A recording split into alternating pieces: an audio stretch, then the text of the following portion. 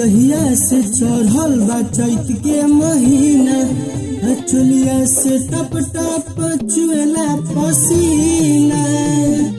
अरे जहिया से चढ़ल बा चैत के महीना, चुलिया से टप टप चुएला पसीना। आजा राजा बहरा से छुट्टी लेके घरे, तुहरा बुझाला ना कैसे रहीना। हर जहिया से चढ़ल बा चैत के महीना, चुलिया से टप टप चुएला पसीना।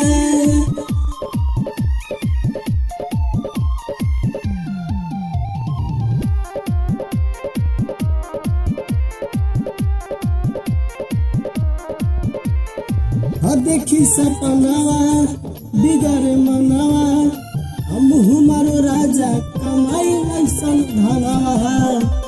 भी चढ़ल जानी हमर तूरे मुहानी, तुहरा बुझाला न कैसे सहीना।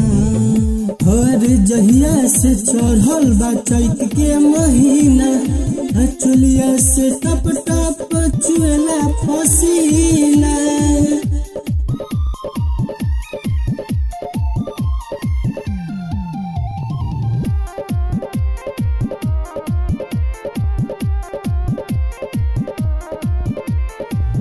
सभे गहनावा चूड़ी कंगनवा, देता राजा तुहके रहनवा।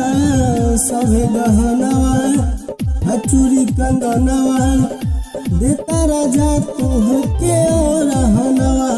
कियर चंदन प्रेमी करी ना बदेरी, कियर दिन दिन मुश्किल होता मोर जीना। हर जहिया से चढ़ल बा चैत के महीना, चुलिया से टप टप चुएला पसीना।